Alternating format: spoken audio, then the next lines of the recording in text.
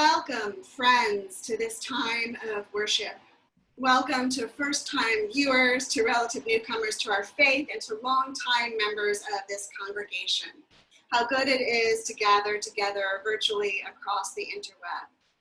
I am the Reverend Dr. Kelly Murphy Mason, Senior Minister of the Unitarian Universalist Society of Wellesley Hills, and I extend a warm welcome to everyone watching the broadcast of this Sunday service, either through the Wellesley Hills website or our Facebook page. We are grateful to our remote participants who widen the reach of this beloved community. Whether you are feeling jubilant or heartbroken, frightened or courageous, you belong with us. May all of us find peace this hour. Whoever you are, wherever you find yourself on your personal journey, whatever the sources of your faith, we are glad to have you with us today as we celebrate Family Ministries this Sunday and hold a bridging ceremony for our graduating senior youth. Welcome, everyone.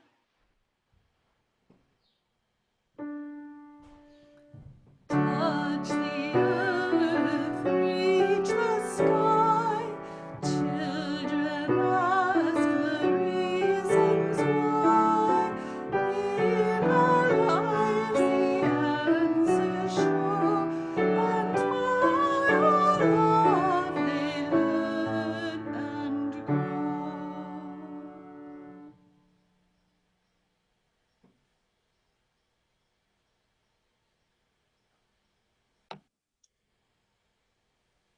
Good morning. I am Michael Packard, Acting Director of Educational and Family Ministries at UU Wellesley Hills, where for 150 years we have been gathering in community. For generations, we have respected the whole self, mind, body, and spirit working together. Please know that for this virtual worship, you can find the order of service on this Sunday page on our website. This year, we are building beloved community as part of our 2019-2020 Touchstones project, and in May, Touchstone is Sabbath. Writer Matthew Sleeth writes, "Sabbath is a time to transition from human doings to human beings." How often do you make that transition these days? We encourage you to join a monthly Touchstones group if you have not done so already. Please be sure to follow UU Wellesley Hills on our social media outlets to keep current on our many happenings. Always feel free to post any news you have for this community on the Facebook group share. All weekly events, including our casual chat, midweek reflection, musical meditation, all ages activities, bedtime stories, and coffee circle, can be accessed online. You will find the links for all those listed on the monthly calendar on our website. Immediately following the service, we'll hold our virtual fellowship hour in Zoom. Each Sunday, we take a few moments to recognize some of our many volunteers. Today, we want to thank the members of our Advocacy and Witness Task Force, who have arranged for a virtual visual next Sunday as a collective statement of consciousness that the Black Lives Matter is still about. Since in-person programming is suspended until September, Advocacy and Witness has arranged remote and online opportunities for all of us in testimony to our values and priorities. Contact co-chairs Therese Kelly and Elaine Mattel with any questions about that. Now, we invite those who are watching the broadcast on our worship service on our UU Wellesley Hills Facebook page. Take a moment to announce yourselves in the audience and to greet one another in this electronic community of ours.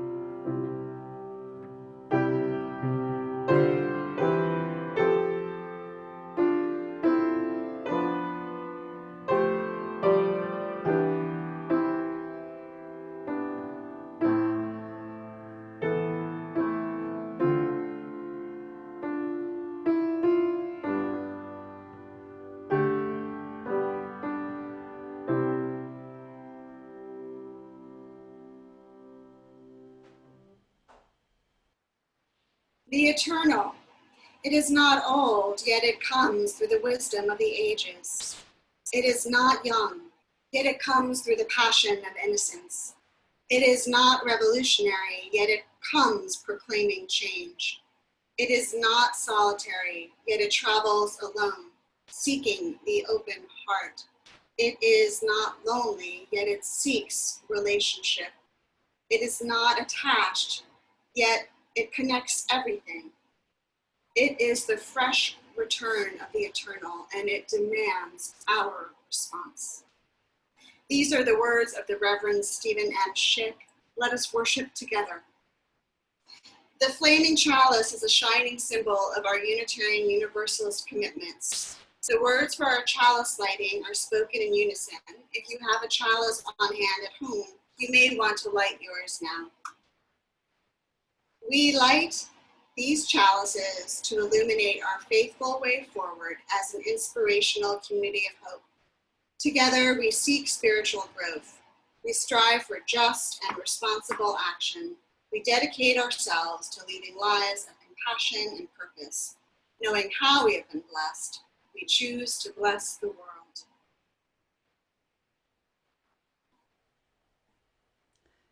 Good morning. I'm Susie Cartran, the Director of Music at the Unitarian Universalist Society of Wellesley Hills. I invite you to sing along with me now in our opening hymn, number 361, Enter, Rejoice, and Come In. We'll do verses 1 through 3.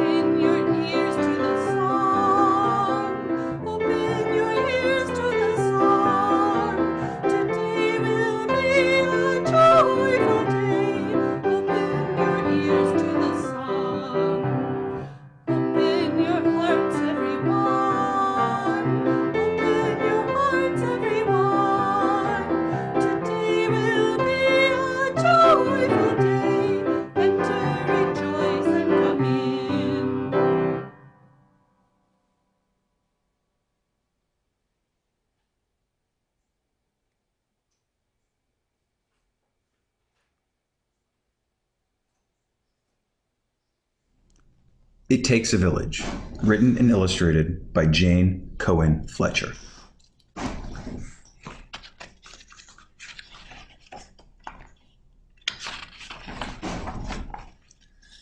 The sun was just beginning to climb into the sky, but the villagers had been up for hours. It was market day. Yemi, Mama said, you must take care of your little brother today while we're at the market. I will be too busy selling our mangoes. Come, Koku, Yemi said. I will watch you today, all by myself. All by yourself? Mama asked, and smiled at what Yemi said. Mama knew better. Mama picked up their mangoes. Yemi picked up Koku. She felt very grown up as she walked out of the family compound beside Mama. They joined the stream of people walking into the village. People came from all around to sell their goods and buy whatever they needed. Market day was also a time for visiting. The greetings started the moment they stepped on the paths into town. Hello, how are you? How is your family? Yemi helped Mama set out their mangoes. One of the other fruit vendors said, Yemi is a big girl now. She is a lot of help to you. Yes, said Mama. She is going to watch Koku for me today. All by myself, Yemi added. All by yourself? Yay, gay, the women marveled. They smiled and nodded, but they knew better too. When the mangoes were all in neat piles, Yemi asked if she and Koku could take a look around the market. Mama said, yes, but don't be gone too long. Yemi had not walked very far when Koku had been restless. He must be hungry, she said. She set him down for just 1 minute so she could buy some peanuts, and Koku wandered off. Sure, Yummy cried when she turned around and discovered Cuckoo was gone. She put the peanuts in her pocket and hurried off to find him. Where could he have gone? She said. As Yummy searched for him, he began to worry. Cuckoo must be hungry, but he was not. Cuckoo must be thirsty, but he was not. Cuckoo must be frightened, but he was not. Cuckoo must be hot, but he was not. Cuckoo must be tired, but he was not. Finally, after searching for him everywhere, Yummy stopped and cried aloud, Cuckoo must be lost. But he was not. Just across the path from where Yummy stood, Cuckoo was waking up. Is this your Cuckoo? The mat vendor said. Yes, explained Yummy as she scooped her brother up. Thank you so much for taking care of him, Yummy said to the mat vendor. Oh, he chuckled. I was not the only one. He pointed to where Cuckoo had come from. Yummy thanked him again and headed off in that direction. She said thank you again and again and again and again. We've been gone a long time, Cuckoo, Yummy said. Mama must be worried, but she was not. Mama knew better. As my mama told me, and her mama told her, I will tell you. You aren't alone today, Yummy. We don't raise our children by ourselves. It takes a village to raise a child. It takes a village. Thank you, Ted and Emily Rebholz. Emily, for such a great collaboration and wonderful story. Wanted to tell you that Emily is one of 3 children who has earned at the end of this year a level 3 or intermediate badge in the Faith Keepers program. It was for dedicated participation in the Sunday school and also in the all ages activities that we've been doing online. Along with their level 3 badges, Paul, Sam, and Emily also earned badges for supporting the traditions and the buildings and grounds of the church. Other children who have not been present can also earn badges for these tasks, as did our favorite friend Finn for ringing the church bell on Sunday. I want to thank all the children who have joined our ranks, and a special thanks to all of the community who continually support and nurture the children in our midst. It truly does take a village to raise our children. That is not to say, though, that children are too difficult for one pair of parents to raise alone or a single parent to raise alone, nor somehow that parents or guardians who live with children are insufficient to properly care for a child. Rather, the meaning is that, for one thing, the family unit does not operate on an island. Even in this time of physical distancing, check that, especially during this time, families are finding that the value and even the necessity of interacting with their community, both for themselves and for their children. We parents strive to acknowledge and to embrace our community. We are finding that we now need to define our circles of influence. Who are our friends, our closest friends and family? The inner circle. To be our, as one friend put it, preferred germ pool during this time. And who are just mere acquaintances, and who fills out the wider circle? In certain times, our inner circle is essential for a healthy growth of our children. But for those other circles, they can be just as important as children grow into adolescence and adulthood. All circles have their value in the village experience. I remember growing up as a kid of active church volunteers. My parents would be involved at church or outside of church activities, and they would take my brother, who was closest in age to me, and I along with them. We were often left to play and explore our own. For example, my mom was a regular attendee. She was the one who did concessions at the bingo night that they had. And my brother and I would help out, set up a little bit, and get some things from my mom. But mostly we were left alone to explore the entire building on bingo night. Now, one could think that we were independent and left alone, but my mother was probably like the mama in the story there, and she knew better. For anywhere that my brother and I were in that building, she knew that there was always some set of eyes on us that would jump in to help out if needed. For me growing up, the church was an extension of my family, somewhere between the inner circle and the outer wider circle of community. And though I've changed my beliefs quite a bit since belonging there, I have always sought out a familial connection as an adult. It takes a village to raise a child, so that the child themselves can become the village as an adult. That knowing smile and kind, hospitable actions of each of the vendors in the marketplace in the story must have been learned behaviors at some point in their lives. The village was there for them as children, and so they shared it with others as adults. Although times change and family configurations change, the fact remains that for a child to learn to value spiritual vitality and moral stability, there ought to be in place a community of faith around them that embodies love, hospitality, patience, and forbearance.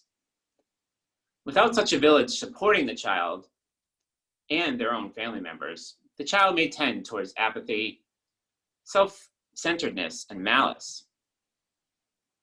The more those characteristics trend towards the norm, the more we as faith communities must push back towards love and how we interact with a world that is starving for it.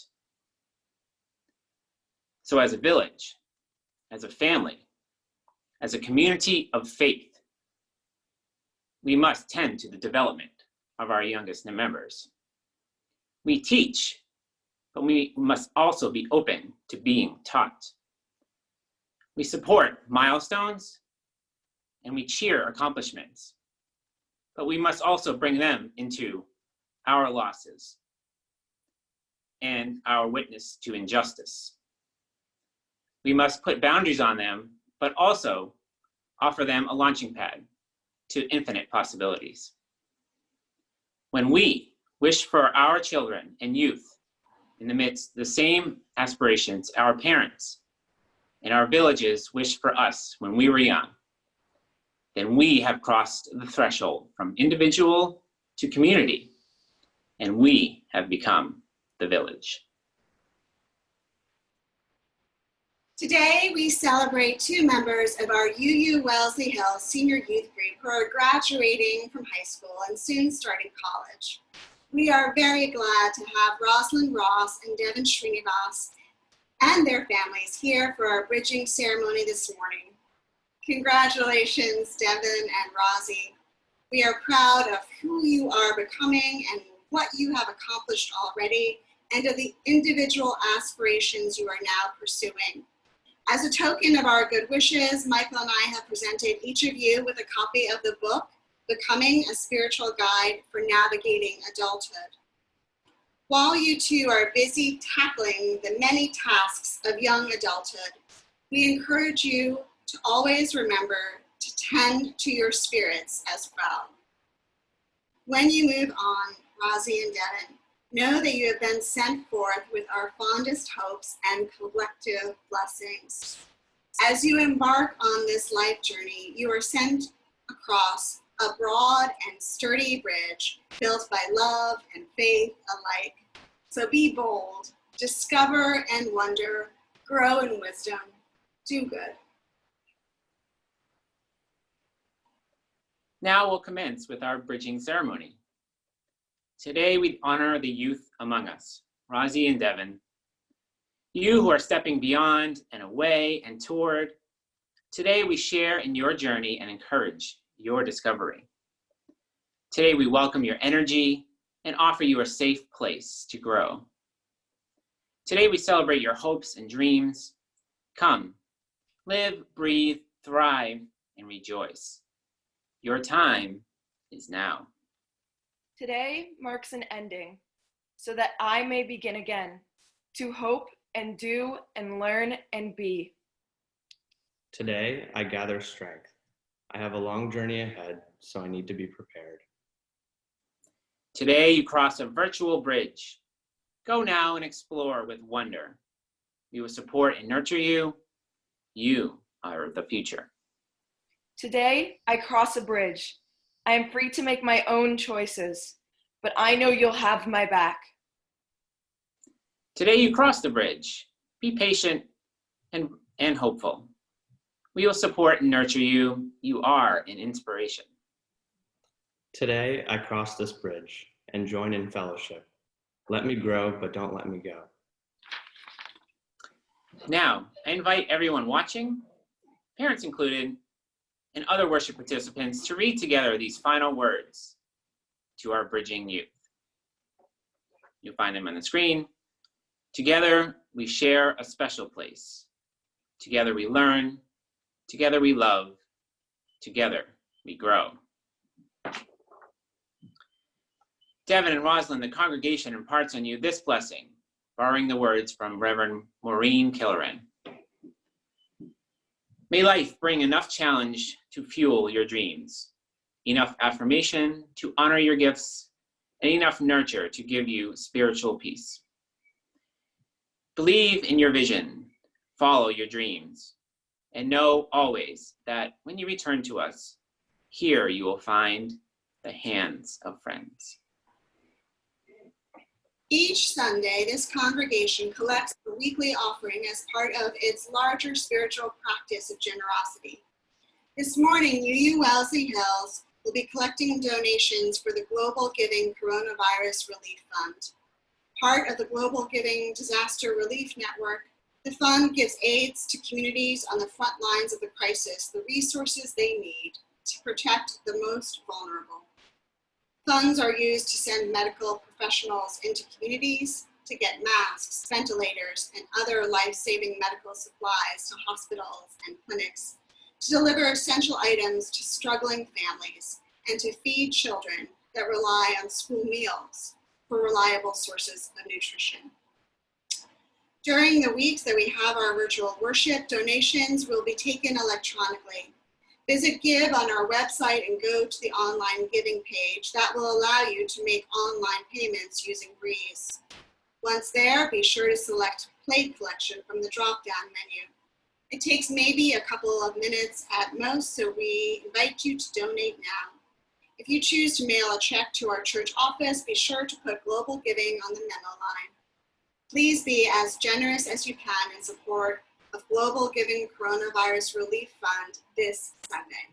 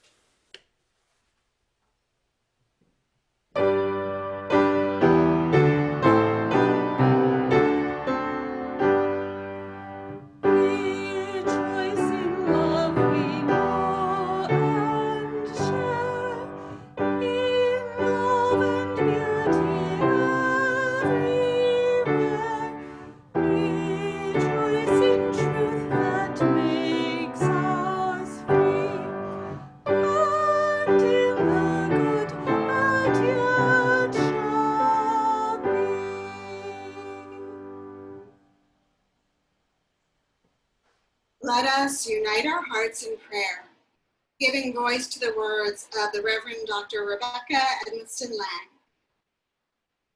Spirit within all, mysterious force giving shape to life, miraculous source and river of being, help us to know who we are, to see our place in the history of the earth and in the family of things.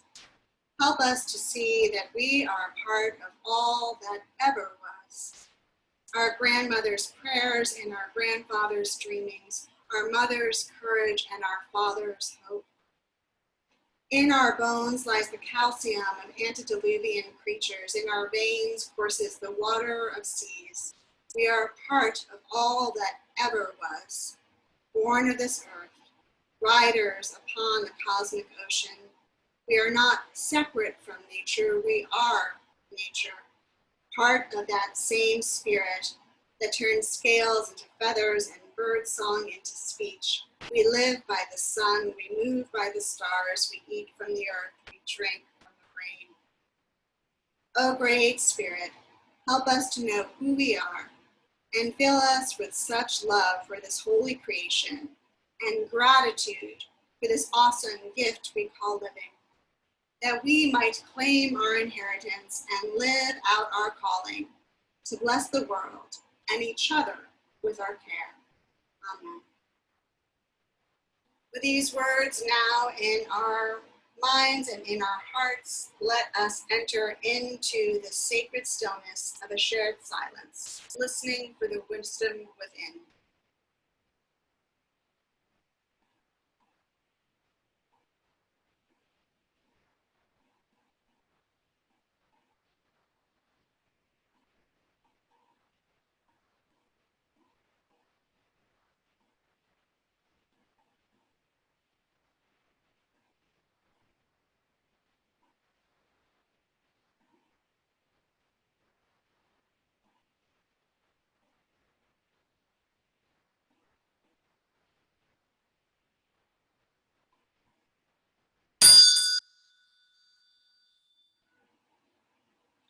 Ours is a spiritual community where we find and forge connection.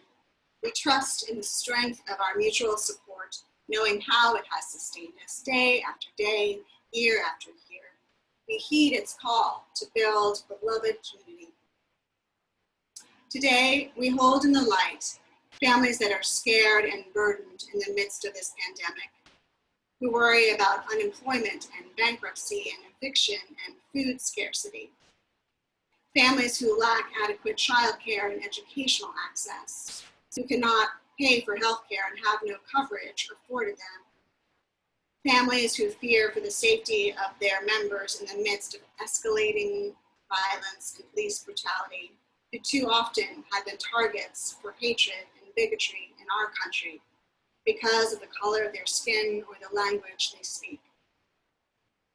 And we lift up all those who have a determination to make the American dream a reality instead of rhetoric, who support families staying intact, fed, safe, and sheltered, who work to remedy disgraceful economic, medical, and educational disparities, who work to give all children, especially Black and brown ones, the nurture and opportunity that is their birthright, and who populate those villages, raising our young. Now we invite you to recall the names of persons or places you are holding in your hearts, either as a source of concern or cause for celebration. If you have candles on hand at home, you might want to light one for our collective joys and another for our collective sorrows. As you feel moved, please share the names of those persons or places by typing them into our Facebook page. These will be read aloud next Sunday morning, but they will be held in all our hearts and thoughts until then.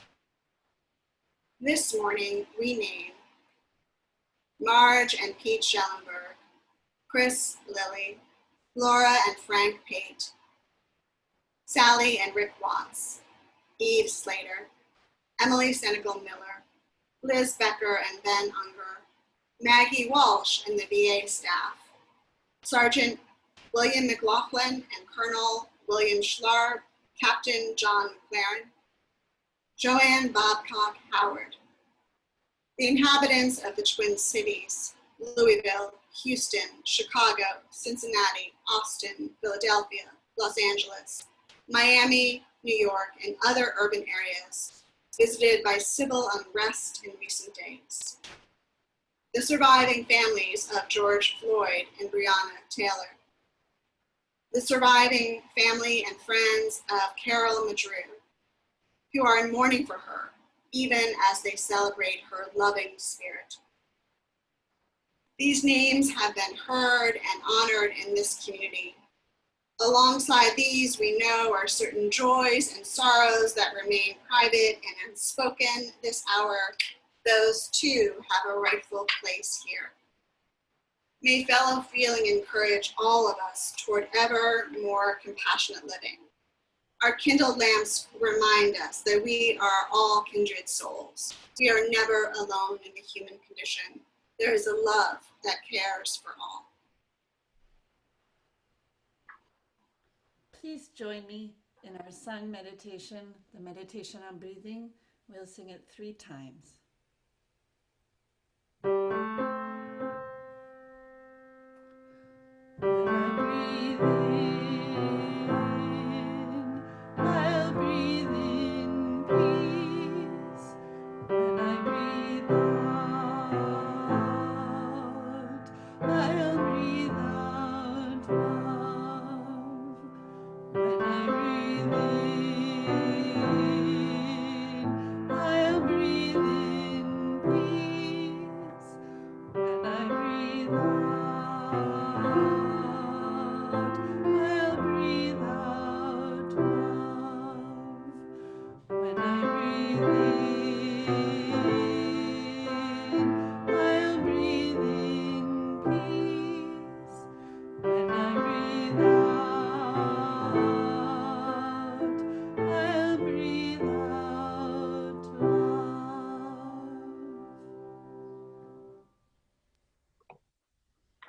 Our sponsored reading this morning is from Generation to Generation by Antoine de Saint-Exupéry. In a house which becomes a home, one hands down and another takes up the heritage of mind and heart, laughter and tears, musings and deeds. Love, like a carefully loaded ship, crosses the gulf between the generations. Therefore, we do not neglect the ceremonies of our passage when we wed, when we die, and when we are blessed with a child. When we depart and when we return, when we plant and when we harvest. Let us bring up our children. It is not the place of some official to hand to them their heritage.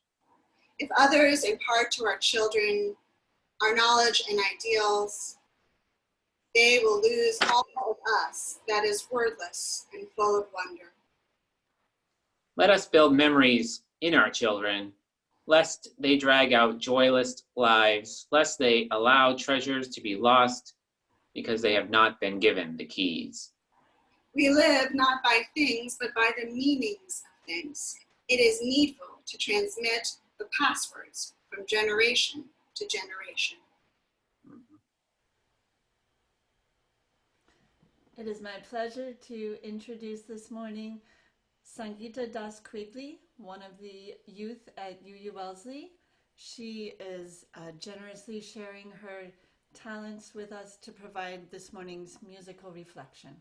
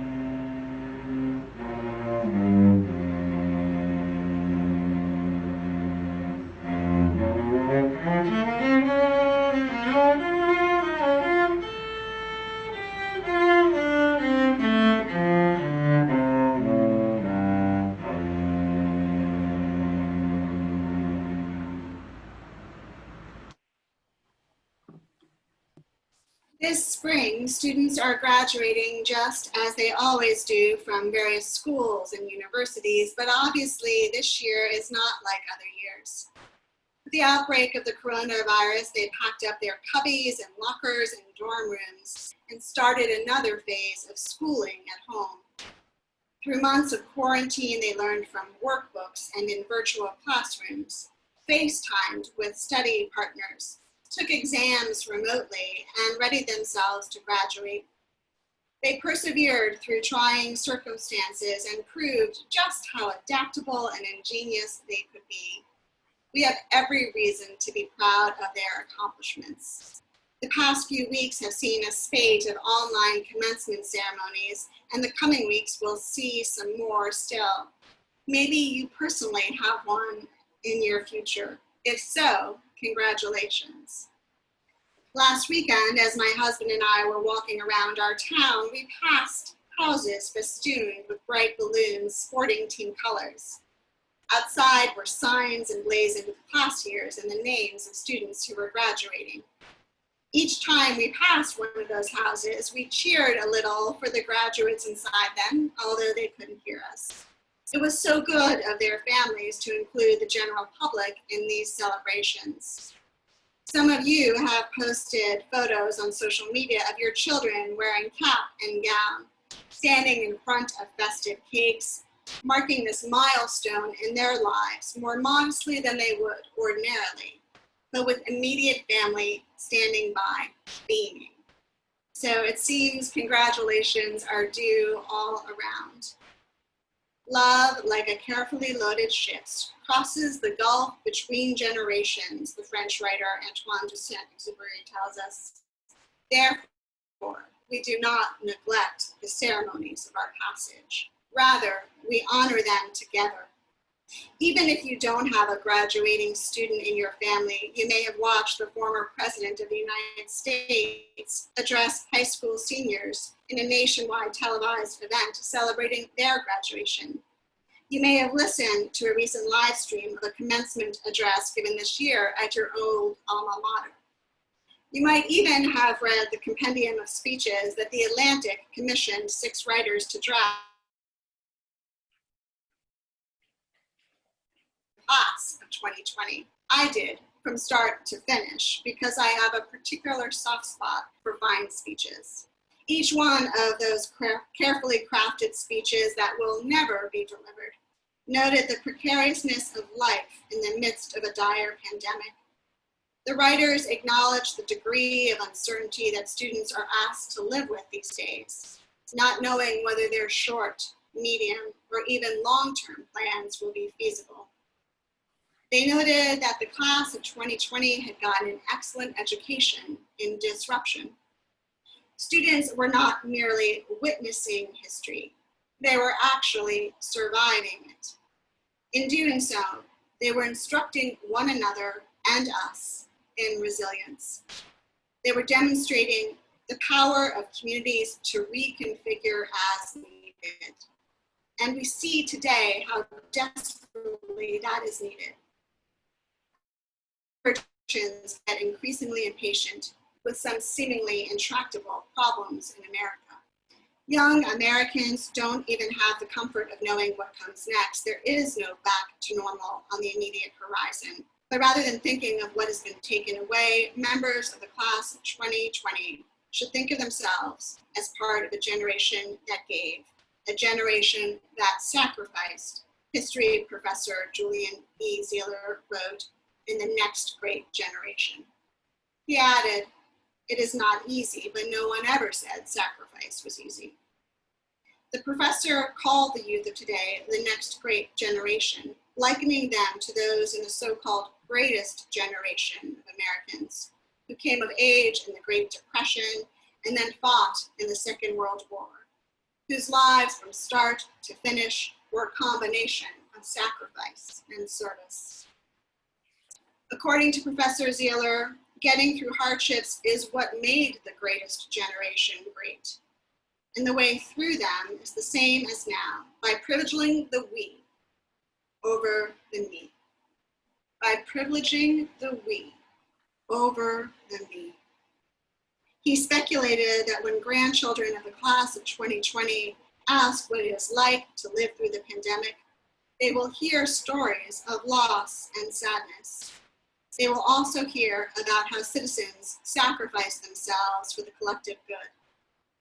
He thanked members of this next greatest generation for the sacrifices they have already made. We should certainly thank them for those, but our gratitude needs to find expression beyond heartfelt words. We should all support this rising generation, however we can, as it meets substantial challenges, economic and ecological, national and international, social and political in the coming years. As President Obama noted in his televised address, the current pandemic has exposed persistent troubles in our country, including massive economic inequality, ongoing racial disparities, a lack of basic health care for people, among other things. Leave behind all the old ways of thinking that divide us, sexism, racial prejudice, status, greed, he told them, and set the world on a different path. Where the youth are leading us, we have to be willing to follow. As the civil unrest all across the country this weekend so clearly demonstrates, the old ways are not working. One of the best possible outcomes of this pandemic would be our all becoming more astute students of life, whatever our age, and gaining a clearer understanding of the logic for us leading the lives we do. Communities of faith, such as ours here at UU Wellesley Hills, are purposefully and consciously intergenerational. They seek after eternal truths and insights that span the ages. Just as we think of generations gone by ages ago, we need to think of the generations to come many years hence. We are charged to bring up our children to do the same, because we believe that love is bound to span generations, and that our duty is to ferry it. Our duty is to help them build a better country than the one we have handed them, the country that they deserve. Whether or not this spring brings a procession of mortarboards, whether or not embossed diplomas change hands, whether or not pomp and circumstance is played loudly over sizable crowds, we are always witnessing the ongoing march of generations, and we need to be attentive to that fact. We can do our best to cheer each of them along. Graduation exercises of any kind, online or in person, give us ready opportunity to do just that, as do bridging ceremonies like ours this morning. Congratulations again to our bridgers. Let us never stop encouraging the young, especially when their futures feel most fraught. Let us be emboldened by their myriad ambitions for themselves and for their world. We should wish, hope, and yes, pray for their greatness. Our progress as a people hinges every bit as much on their success as on their sacrifice. So let us join most sincerely with them in a generous spirit of commencing. Our closing hymn this morning was sung and recorded by the UU Wellesley Hills Choir last year prior to the pandemic. Please join their voices now in singing number 159, This Is My Song.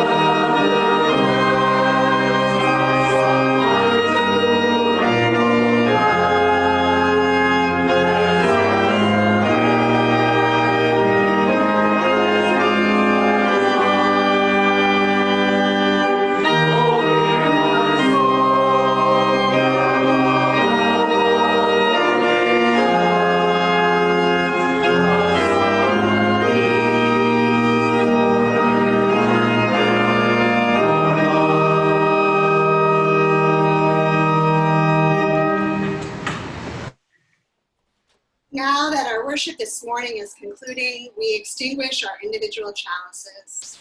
Our closing words are spoken in unison. Extinguishing this flame, which has burned bright in our midst, we revere what has been kindled within each one of us. Warmth and community, the light of truth, a perpetual spark of hope. Knowing abundant blessing, we choose to bless the world. May the quality of each of our lives be our benediction and a blessing to all we touch. Those who take hold of life, may you find life returning your embrace. Those who sense God, may you find God always with you. Those who seek the right path, may the way appear ahead. Step out in faith and go in peace, remembering that you are well loved and we are all one. So it is, so may it always be.